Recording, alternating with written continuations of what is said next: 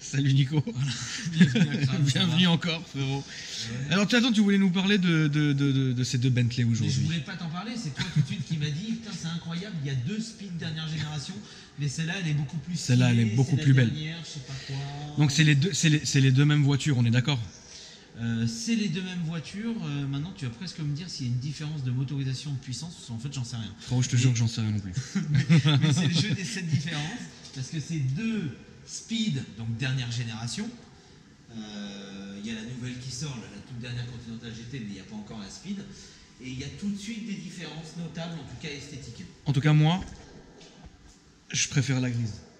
Parce que... Et moi, je préfère la noire. Mais parce que toi, frérot, tu es plus quelqu'un de sobre et d'élégant. Moi, je suis plus dans le tuning, tu vois. Donc, si tu veux... Toi, regarde, on va filmer celle que tu préfères comme ça. Alors, elle est toute noire, etc., avec une belle configuration intérieure aussi noire, que vous avez ici. Vous voyez, pour l'instant, on est très sobre, avec un bois laqué piano black noir. Elle est très, très, très sobre. Tout est d'origine, évidemment. Petite note de tuning, ici, avec le W12 qui est là. Mais moi, je préfère celle-là. Parce que la config de celle-là, tout de suite, elle est plus... je sais pas, elle fait plus jeune, celle-là. Elle est plus gonflée. Non, regarde, parce que... Elle fait plus racée, elle fait plus... Non, alors déjà, il y a deux trucs qui sont plus stylés sur la grise. C'est le bouclier avant. Le bouclier avant est énorme. Le bouclier avant, mais ça fait... Le problème, c'est que, tu vois, je trouve que ça perd un peu de son identité parce que ça, là, tu vois, le déflecteur qui vient là sur, Ouais. sur le pare-choc avant, ça fait un... On retrouve un peu ça sur toutes les Audi aussi. Ouais, mais... Tu vois, et ça fait un peu... Oui, mais... que celle-là. C'est pareil, là, ils t'ont mis une espèce de fausse aération. Ok, c'est stylé, ils t'ont mis une aération. Mais normalement, il n'y a pas d'aération. C'est pourquoi? C'est pour quand tu fumes ta cigarette. ça sent en direct, frérot. Non, mais sérieusement, écoute, moi, je la trouve vraiment très belle. J'ai du mal un peu avec les jantes, par contre. Les jantes, elles sont bizarroïdes. J'ai du mal, la réalité, c'est que j'ai du mal aussi avec les étriers rouges. Oui, celle-là est belle, mais par contre, regardez l'intérieur, voilà, là, petite il n'y a rien à dire. Non, l'intérieur de celle-ci, il est tout de suite extrêmement sérieux. Je trouve ça, non, celle-là, elle est vraiment belle. Et l'intérieur est encore plus beau. Mais, si on aurait pu mettre cet intérieur-là, qui est assorti à la couleur de la voiture, vous voyez, hein, la configuration, elle se confond, mais j'ai du mal avec ces jantes-là. Les jantes de l'autre sont beaucoup plus belles. Les jantes de l'autre sont beaucoup plus belles. Et Il y a un truc qui me dérange, en tout cas, le truc qui me dérange le plus, c'est le pare-choc arrière. Parce qu'en fait, le bas du pare-choc, tu vois, il est trop travaillé. Et une Bentley, pour moi, ça doit être donc justement sobre et élégant et discret. Et là, ils ont mis des espèces d'appendices, là, de rajouts pour faire genre sport. Et je trouve que ça lui va pas. Tu vois, une Continental GT, ça doit être sobre. Comme le bas de caisse latéral. Là, ils ont mis une espèce de lame, comme si c'était une donc t'es pas, toi, comme si c'était une 488. C'est une Bentley, il ne faut pas lui enlever son ADN. Ça reste une voiture confortable, certes avec un tempérament sportif, mais c'est pas une vraie sportive. Donc il ne faut pas se la jouer sportive, la grande. Ça, c'est plus sobre. c'est plus simple, peut-être, mais est-ce que demain, on te met une Continental R que tu as ici, que tu as dans le fond, et une Continental T Le Mans? Voilà, tu vois ce que je veux dire. Voilà, tu vois ce que je veux dire. Et là, c'est vrai que même si c'est une voiture qui est gonflée, etc., ils ont su garder la ligne et l'élégance Bentley. C'est vrai que sur la grise, ça se perd un peu. Mais, encore une fois, elle est sublime. Moi, je peux pas. Enfin, l'énorme pare-choc qui est ici, je le trouve magnifique. Ouais, Je la je trouve, pensais ouais. au moins qu'il y avait des freins céramiques là-dessus. Il n'y Et avait non, pas de freins céramiques. non, il n'y a pas de frein céramique là-dessus. Je pensais au moins. Tout ça, c'est joli, tu vois. C'est vrai, hein, en forme un peu de baie, de Bentley et tout. C'est pas mal. Faut reconnaître qu'ils ont fait un effort pour différencier la version Speed, qui est plus sport, de la version normale, parce que celle-ci, la première version des Speed, c'est vrai, est peut-être un petit peu trop sobre. On dirait une normale, quoi. Ah, On dirait une normale. Continental GT normale, juste avec des jantes plus grosses, quoi. La seule différence, c'est ça en fait. C'est qu'à l'intérieur, il y a marqué Speed ici. Ouais. Et c'est tout. Ouais, non, c'est ça. Et voilà. Mais elle est bien, elle est très bien. De toute façon, ça c'est parfait comme voiture, ça a fait ses preuves, etc. C'est très très fiable. On a hâte de voir la nouvelle, hein, franchement. La nouvelle est très belle. Nouvelle est très belle. C'est dans tes projets, Nico? Ah oui, évidemment. Nous sommes des garçons qui avons de l'avenir, n'est-ce pas? Bien sûr. On a des idées, on n'a pas de pétrole, mais on a plein d'idées. Non, c'est vrai. On a des ressources. C'est vrai, c'est vrai. Une, c'est possible. Pour toi, j'ai une question, la voiture la préférée de tout le garage.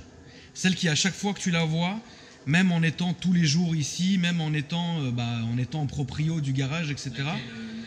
De ici aujourd'hui, toute voiture confondue, ancienne, nouvelle, etc. Par exemple, ça peut être une voiture qui devrait être là aujourd'hui, mais qui n'est pas là aujourd'hui. Non, parce que je connais la réponse et on ne le dira pas tout de suite, on attendra de la filmer un jour. Mais celle qui est là aujourd'hui. Aujourd'hui. Ah ouais, j'adore la 16e. C'est vrai? Ouais, la 16e, j'adore la 16e. C'est une très belle voiture, la 16e. On va vous la montrer de ce pas.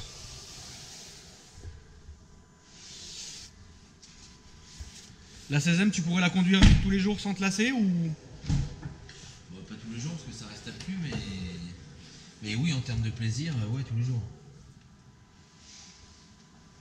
Les gars, ils ont quand même je sais plus ce que c'était comme moteur à la base, je crois que c'était deux 6 cylindres de Golf VR6 qui étaient accouplés ensemble pour faire le W12.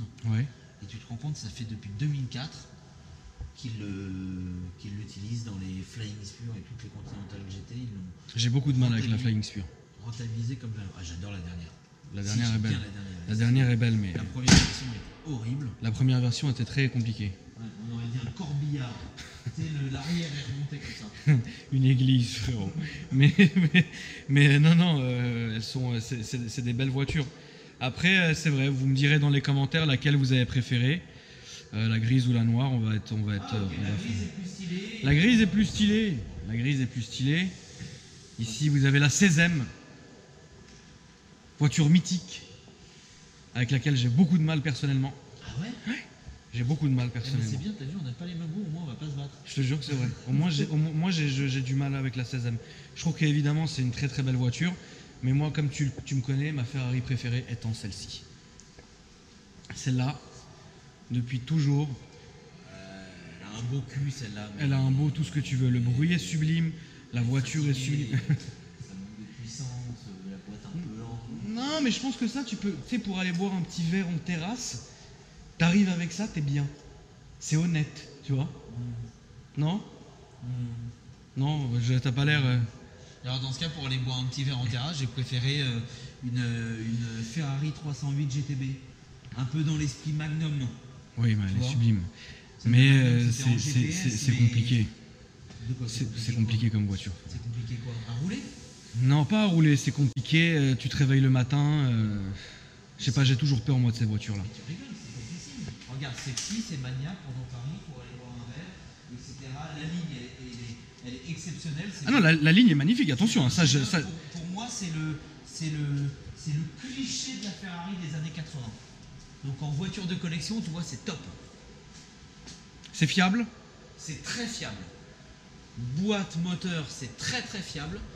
Les seuls petits problèmes qu'on peut avoir de fiabilité, ce sont tous les petits appendices autour du moteur. Donc on peut avoir des petits problèmes d'alternateur, de démarreur, de vase d'expansion, ou alors moteur de vitre électrique, compresseur de clim, voilà des petites choses. Mais sur les grandes lignes, boîte, moteur, c'est ultra fiable, c'est limite indestructible. Quelqu'un aujourd'hui qui achète ça, bon, il y a un budget quand même qui est de 145 000, avec un financement possible.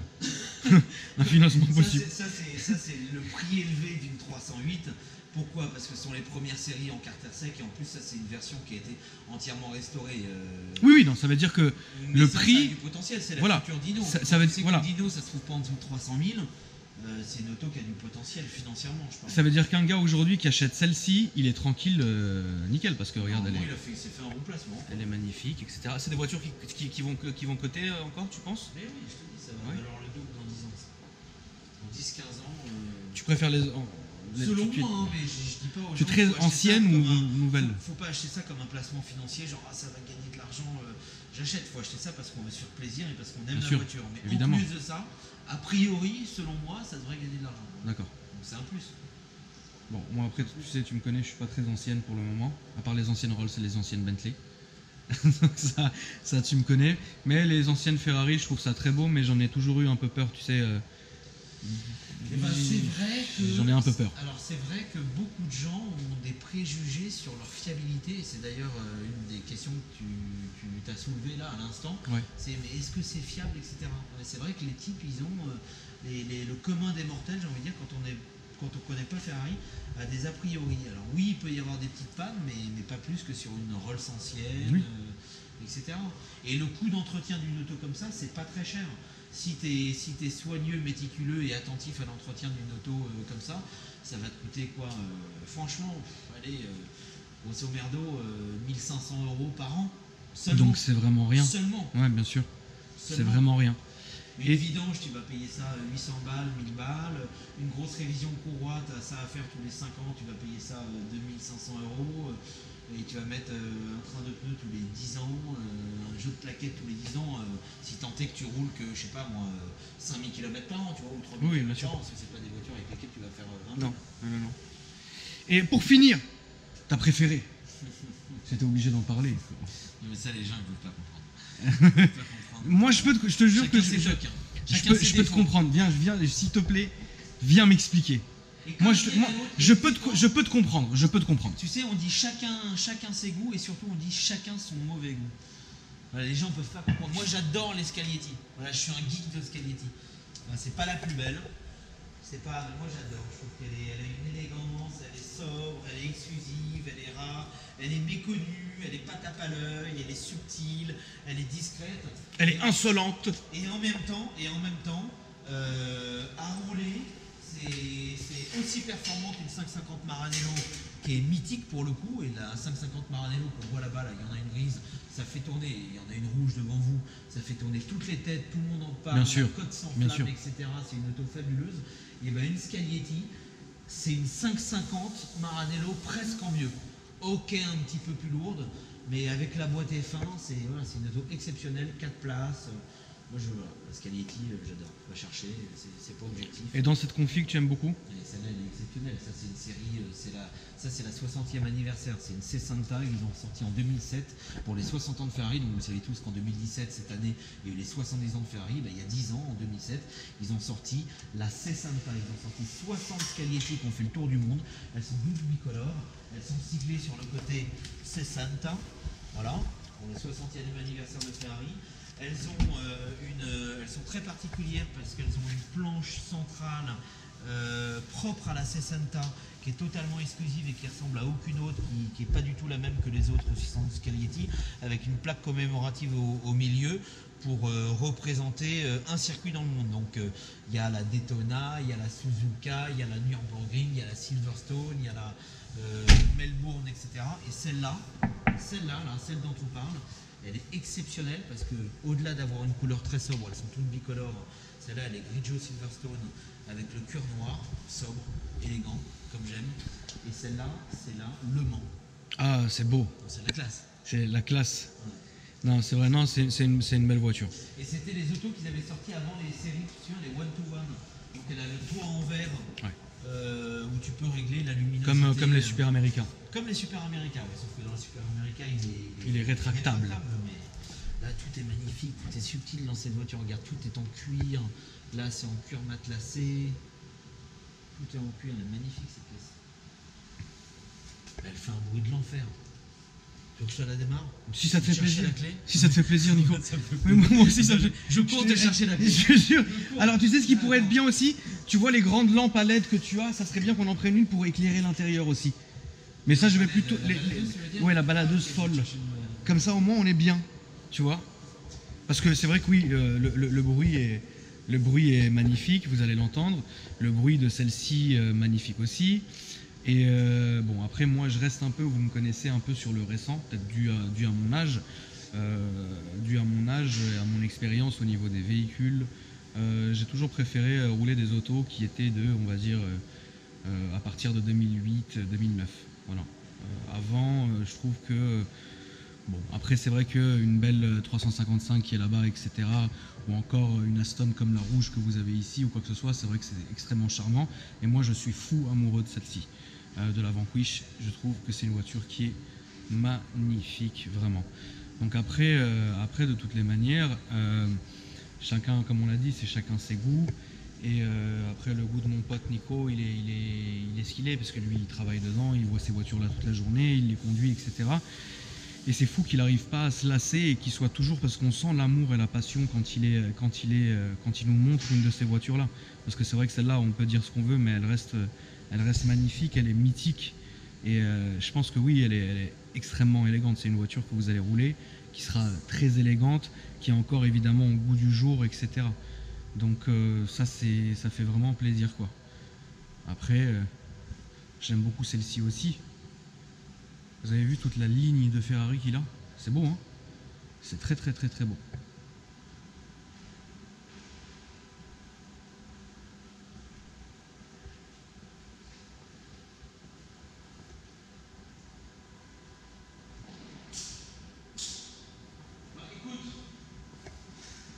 Non, c'est les problèmes du direct. Oui, les aléas du direct. Voilà, j'ai pas la clé. Bon, bah c'est pas grave. Dans mon bureau là-haut. C'est pas grave. J'ai pas la clé. Je l'ai oublié. Mais on pourra y revenir plus tard. On y reviendra bien sûr plus tard, ça, sans aucun souci. J'ai quand même remontré l'intérieur avec cette fois-ci cette lampe pour que les gens puissent vraiment se rendre compte de...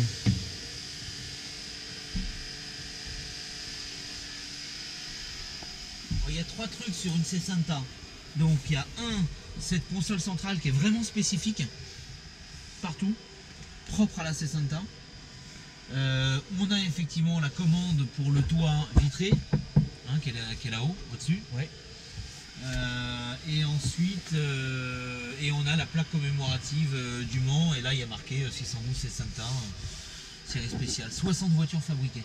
Ça, c'est un futur collector de dingue.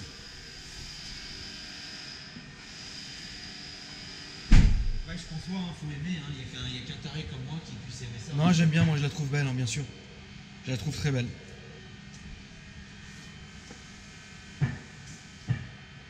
C'est une très belle voiture. Donc c'est sûr, il y en a qui vont dire ouais, ça reste une qualité. Non, puisque après tu nous as expliqué un peu son origine et d'où elle venait, etc. et comment elle avait été. J'ai la clé dans mon bureau, il n'est pas là, je sais pas quoi. C'est pas grave. Elle fait un bruit de fou. Pire que celle-ci? Non mais pire, non, elle fait un bruit incroyable. Alors on entendra le bruit dans une prochaine vidéo. On la sortira de toute façon, comme on a dit, on a plein de petites idées, toi et moi, à tourner. Donc, ouais, et puis, on a le temps, hein, de toutes les manières. Hein. J'ai été dans mes affaires ces dernières années, depuis le Fast Club, j'ai pas tourné, j'ai rien fait, mais c'est... Ça t'a manqué? Ça te manque? Bah, je prends du plaisir, avec toi. Et c'est parce que c'est avec toi. Merci, Nico. Ouais, c'est vrai. Bon, mais en tout cas, ouais, comme j'ai dit, on refera des essais, parfois on sortira des voitures, etc. Et ça plaira. En tout cas, merci beaucoup. Merci à toi. Merci à toi, Kram, de venir, de prendre du temps. Ouais, c'est la maison. Ouais. J'ai l'impression de... Tu es ma famille. Tu es ma famille. Je ne peux pas me passer de toi peut-être 2 jours. Depuis longtemps. Depuis combien de temps maintenant? Plus de 10 ans. Ouais. Plus de 10 ans. Donc au bout de 2 jours, tu commences à me manquer. Au bout de 2 jours, tu commences à me manquer. Bon, bah écoutez, dans une prochaine vidéo, on vous fera entendre le bruit de celle-ci. Et pourquoi pas 2-3 autres voitures qu'on vous fera découvrir. Merci et puis je vous dis à tous à très bientôt.